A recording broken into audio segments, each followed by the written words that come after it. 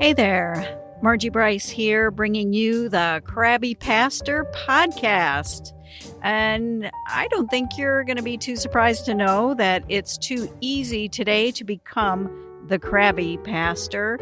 Our time together will give you food for thought to help you be the ministry leader fully surrendered to God's purposes and living into whatever it takes to get you there and keep you there. So we're talking about sustainability in ministry. I'm here today with Reverend Valerie White, and she is serving as a co-pastor at Lakeside Church of the Nazarene. That's in Washington State, and she can describe exactly where that is. But I want to thank Valerie, or she gets a gold star or some kind of a trophy or something for courage for being willing to be on the Krabby Pastor podcast with me, but also to talk about a mental health issue that we think needs to be talked about more openly. And Valerie agreed to share her story so that anyone else walking this path or who think they might be walking this path can learn and potentially take action. So Valerie, can you describe for us, for the listeners here, what you do in ministry and where exactly it is? Okay, so Lakeside Church of the Nazarene we're a church of about 50 folks north of Spokane, Washington by about 40 minutes. Spokane, Washington is on the eastern side of the Washington state, way far away from Seattle and entirely different environmentally as Seattle. And so when I tell people I live in Washington, they're like, oh, it must rain a lot. And I'm like, actually, no, it doesn't, not here. Mm-hmm. But we have a whole lot of pine trees. We joke that our neighbors are the turkey and the deer because we live in a parsonage and our parsonage does not have any nearby neighbors within visible distance. And so we live right off the lake, Deer Lake, Washington. It's its own little community. It's a little, which is way different than any other church we've ever been in. And the opposite of many churches, we kind of grow during the summer instead of get smaller because this is where people are vacationing and where we have church members who are only here for 4 months out of the year. And so that's kind of fun. And I co-pastor with my husband, Kyle White. He's an ordained elder in the Church of the Nazarene. And I was a pastor's wife for 15 years before becoming a pastor myself. Felt led to ministry after I had my youngest little boy. I've got 4 little boys, or 4 big boys now. Yep. I'm the mom of all boys too. Yeah. So yeah, it's been a lot of fun, and we love living here. It's been a joy for us. Great. Now, not to make people out in social media paranoid as if we aren't enough already, but I did read Valerie's post where she talked about a situation with depression. And I did reach out to her and said, hey, would you be willing to, share your story for us? And she graciously agreed to do that. So I guess I say that in case somebody's wondering how I know all things, like I'm not omnipotent or any of that kind of stuff, but I did read on social media. So could you tell us how this all began for you? So my husband and I were pastoring in Moscow, Idaho. We had lived there for 3 years. It was kind of a tough place for him to be. I loved it, but there were some tough things that happened there. And then you're talking about like church. Yeah, church stuff. We all know what that means. Yeah, it wasn't terrible. It was just, life.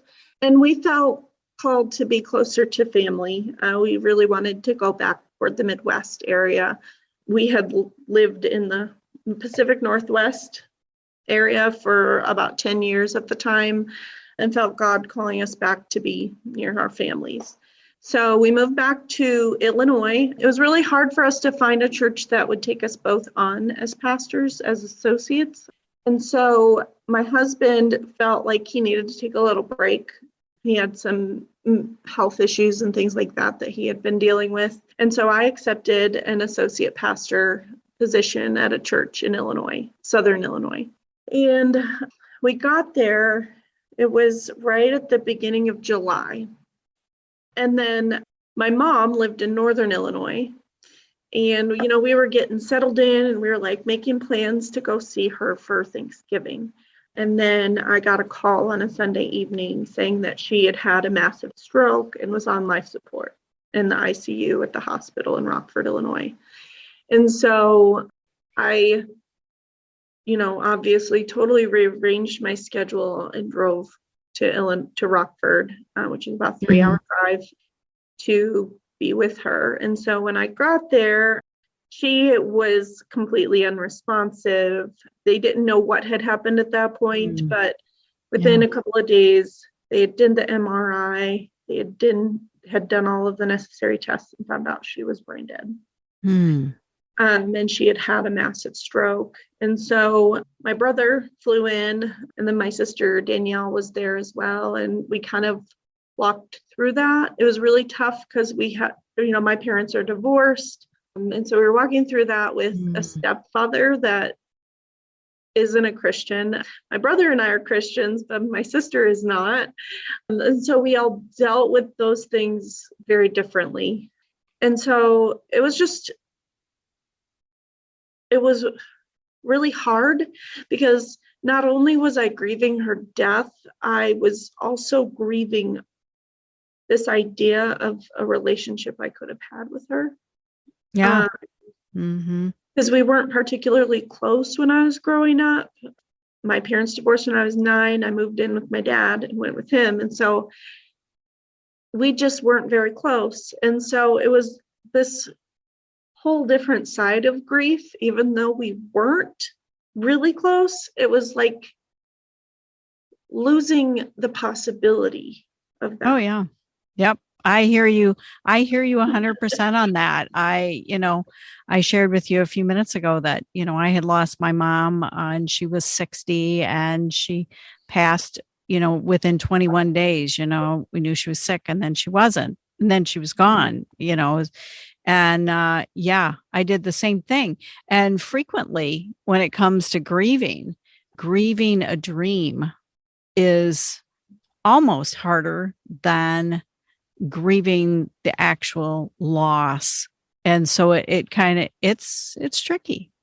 Yeah. And it was really I have another sister, her name's Rebecca, and she's mentally handicapped and she's completely dependent on adult care. And so trying to figure out how to help her and not knowing what to do because my mom didn't really set up anything for her. It was just a really tough process. And so we sat by her bedside as, it was like the stereotypical movie moment in some ways as the machines were turned off. It wasn't stereotypical in that it does take 30 minutes to an hour for a body to fully shut down. And so we did sit with her through that process, my siblings and I and her husband. And I'm so glad I was there. One of the things that I tell people, though, and I remind people of, is that when you're in that moment with your parent or with anyone, and you feel the desire or need to do something for that person, no matter what it is, don't tell yourself it's silly. Just do it. Okay. My mom spent her whole life taking care of my sister, Becca. Everything she did revolved around taking care of Becca. And so, which left very little time for her to take care of herself. And I was sitting at her bedside and I was like, I had this desire to make her feel pretty. Yeah. And at the time, I'm like, that is so stupid. It is so silly. But I wanted to go get nail polish and I wanted to paint her toenails and her fingernails for her. I wanted to brush her hair. Yeah. I wanted to do those things, and I didn't because I felt like it would be stupid. Hmm. And to this day, I still grieve that I didn't do it, because in that moment, it was a way that I could have showed her that I love her and Yeah. that I wanted to take care of her and be there for her, even though I couldn't, no matter what was happening, I'm sorry, now I'm going to cry. No, But, it's okay. and so I tell people, whatever it is, don't let fear or being looked at as silly stop you from doing that thing. Because the only thing it's going to do is give you memories of, oh man, I wish I would have done that. Absolutely. And you kind of wonder, I'm not a counselor, let me make this perfectly clear, but Yeah. I kind of wonder though, if then that's not just another regret that you ended up carrying in Oh, addition to the loss of the dream of what that relationship could have been, in addition to the loss. So you can, start to see just, you're picking up rocks, and it's, the load is starting to pile a little bit. But, everybody is going to lose a parent, everybody. But here's one question that I would like to ask is, how did your congregation care for you in the loss of your mother? So I went and drove up to Rockford on a Sunday. My husband and my boys came down on Wednesday. We shut off life support on Thursday. And then my family and I just kind of helped my stepfather for a couple of days and tried to figure out what we were going to do. And then my family and I went back to our home. I get there and I had the clear expectation that I needed to be at Sunday service. So I went to Sunday service that next day. Come Monday morning, my lead pastor handed me a bereavement and funeral leave policy that I only got 1 week. Okay. That I'd never seen before that day. Oh. And of course, that week was already up. Oh. Okay. And he said, if you want any more time, you're going to have to take vacation time. So, and then it was, oh, wait, but you don't get to take vacation time until you've been here a year.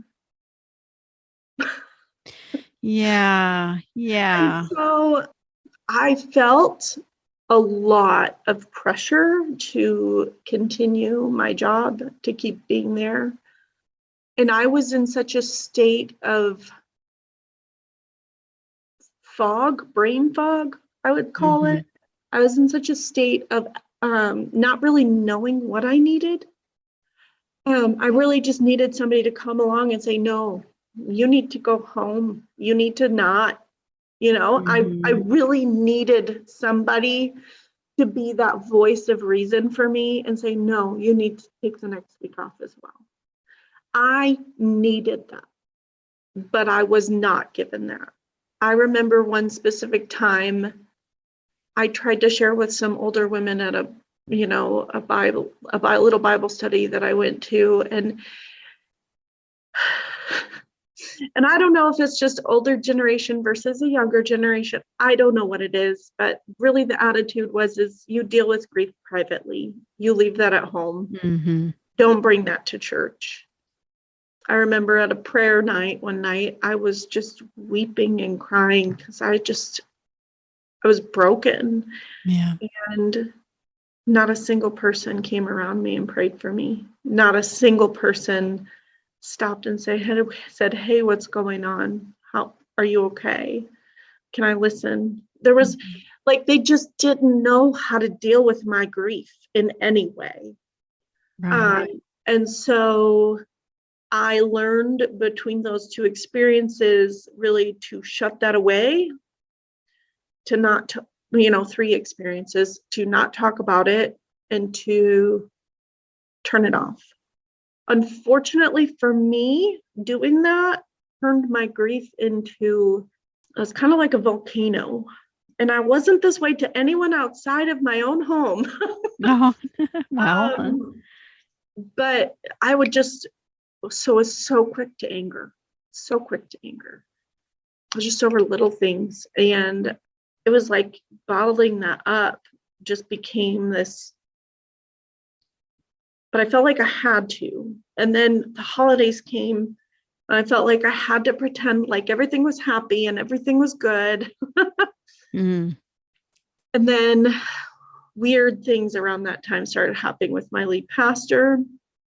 He would share with me personal, confidential things that our congregants would share with him. And I remember even saying, why are you sharing this with me? This seems really private. And he's like, well, you're my associate. I should be able to share those things with you. And I was just like thrown. I did not even know how to respond to that. And then it just kind of spiraled from there. I couldn't be happy. And it was this weird, like, and then like he micromanaged me to the point where if I was outside of the office, if I was meeting with people and doing Bible studies with people, I would get talked to about not being at the office or not being places where he knew where I was. Then if I was in the office, then I wasn't doing enough to actually reach people. And then like I was only given 1 week a month to lead worship, which is my love. That's my joy. right. But the requirements of how I did that got stricter and stricter when it was really strange. It was really strange. And I could not put into words at the time how it was weird. And then my mother and father-in-law, my husband's parents, moved in with us about that time because they were retiring from full-time ministry and they started going to church with us. And we were in a Bible study with them and with the lead pastor and his wife and some other people. And the lead pastor would tell stories about people my in-laws know personally. Oh, whoops. That weren't true. Oh, whoops. It sounds like it was just a lot. But your mom, let's just pin this in time for people. Your mom passed in what year? 2018. We moved to the 2018. church in July 2018. Okay. Your My mom mom passed. passed in first week of October. Your in-laws move in. In-laws move in November. And you know, I mean, they moved in November 2019. No, 2018, after my mom passed, which we had been planning before. Before my mom had passed away. Well, you know, even though they are probably the world's most wonderful people, having your in-laws move in like that and having two families under one roof is, you know, that's another challenge. And then you have your boss behaving strangely. And when I first started out there, it was like he treated me really equally. It was really good. And then within a short period of time, it was like, you know, him and the other two pastors on staff, they'd go to a district meeting and I would find out about it. And the youth pastor would go, well, we went to this district meeting on Tuesday. And I was like, why wasn't I invited? Why wasn't I even told about it? Oh, because we figured we couldn't have only a female and a vehicle along with 3 men. What? Yeah. And so it just became like, you didn't even give me the opportunity to drive there myself. Oh, so now we're maybe getting another inkling as to what some of the weird might have been tied to. Exactly. And I'm like, I was very open with the lead pastor, with the board, with the church about being a female pastor and how I expected to be treated.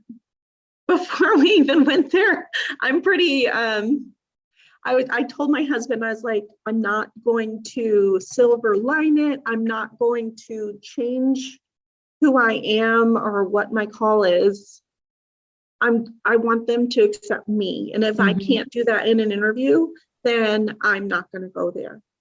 And that's kind of how I presented it. And then that really just changed during our time there. And then, as I said, my husband is an ordained elder. I think it was about March when he asked, hey, so we had talked when Val interviewed about me being assigned, and I'd like to do a 56 ministry for 5th and 6th graders. And is that a good fit for you with the lead pastor? And that created a whole other tension, because apparently at that point he had decided he wasn't going to assign Kyle to the church, which we would never have gone there if we didn't think that was going to be the case. So there was another piece to this weird puzzle. Like you said, my husband would be included in this, and then now you're choosing not to after we've moved our family across the country. Yeah, that. So tell me then, how long did you stay there at that church? Oh, I resigned in August of 2019. I was only there a little over a year. And it was like June. Well, it was May. I had interviewed for my ordination in the Church of the Nazarene. It was my final interview to be ordained. And I expected the district board to ask to wait to get to know me for a year. That was not a surprise to me. I felt like the interview went really well. I was like pretty confident and thought it went really well. And then within a short period of time, my lead pastor came back and said, after the interview, after I knew that they were going to have me wait a year, he goes, oh, well, there was a mental health professional there evaluating you. And he said some things about you that I thought were interesting, but we'll talk about that later. And I was like, wait, what? So then, I mean, this was happened over a few weeks. This wasn't even like he told me this passingly. And then it was like another 2 weeks later that he finally talked to me about this. Wow. And in that meeting, he goes, which I walked into with a board member, which makes that another notch, up from just having a meeting with my pastor. And he said, yeah, a mental health professional was evaluating you during your ordination interview. And he said that you have anger issues, you are a narcissist, you are a feminist. And there was one other one that I always forget. No. Yeah. But the one that hit me the most was the narcissist one. And so I asked, I said, I'm really confused. I was never told that there was a mental health professional evaluating me. Mm-hmm. And he's like, oh, well, yeah, they don't ever tell anybody, blah, blah, blah. So during that meeting, I really just focused on listening and understanding and trying to be curious and asking questions. But being called a narcissist isn't something I take really personally. And so I was broken from that. I was broken that anybody would see me that way. Broken because I deal with a parent that is a narcissist. And it has been my life goal to not be like that. Oh. And so I spent probably 2 weeks just wiped out that I was looked at that way and worried that I was a narcissist. And then I spoke with a friend and she said, you know what, Valerie, the biggest reason why I know you're not a narcissist is that you're worried about being one. Well, I mean, so that led you then, things escalated like that and just was one challenge after another on top of all of your grieving. You must have, by the time you resigned in August, did you have another position that you were ready to take, or did that take some time to materialize? So I was a wreck at the end of August. I was just an absolute wreck. I was so disappointed, not only in the lead pastor and how I was treated, but how I was treated by the church board and the church as a whole, that not a single one of them stopped to listen to my side or to hear what I had to say in any way. And so I guess I liken that to my faith and God never wavered. My faith in the church was absolutely broken. Mm. If it wasn't for my husband and my kids, I would not have stepped foot in church again easily. And my in-laws, through all of that, they were so supportive. Both my mother and father-in-law are ordained elders in the Church of the Nazarene. And so they were so supportive, and they were like, yeah, we see it too. We don't know why this is happening, but we love you, and stay true to yourself and stay true to your heart, and know what you're doing is right, even if it feels bad at the time, right? And so I was just broken. And we went to a non-denominational church for a while where we could just sit in the back and disappear. There was like 500 people there every Sunday. And I could just praise God for being God. I think too, what I really want to interject, because you're not the only pastor that has said to me that part of my process left me really broken. And I shared some very personal things. I was dealing with personal weighty issues. I took a moment to be vulnerable, and it was met like it was a stone wall. There was no response. There was, in one case with a pastor, they shared their story with a DS, and there was no follow-up call where the DS said, "Are you okay? Maybe we need to just stop for a minute and pray. Maybe we need to," all of that kind of thing just doesn't always happen. And sometimes too, even within congregations, I should do some kind of a training for congregations, how to love and care for their pastor when they have personal crises in their life and they need support, because we aren't just, say an extra prayer or two and just, pull up your bootstraps and just keep marching on. When you've dealt with trauma, you need to stop for a minute and let people come up for air, show some compassion and respect for other people. And definitely, it seems like in some church realm processes, there are some HR, meaning human resources violations, that just would not be tolerated. And you should have been informed about what was going on. So you really needed to have been surrounded and cared for. To have a mental health professional evaluate you without your knowledge for something that affects your job and employment is illegal. There's no other way about it. And so, I mean, looking at HIPAA law, and now that I actually work part-time in a doctor's office, it was a lot. It was a lot. And during that time, I did not get any follow-up from a district superintendent. Right. Absolutely none. Okay. And that's been pretty typical throughout the years, even with my husband's ministry, anything we were going through. We've had one superintendent on the ORPAC district that was really, supported my husband and let him know he cared.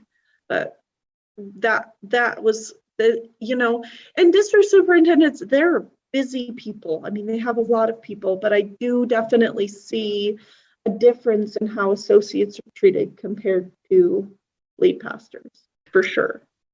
Right. And I haven't experienced that per se, but I have seen where, leaders in the church are so busy. I affectionately refer to all district superintendents as the fire department, because they're the ones running around putting out fires.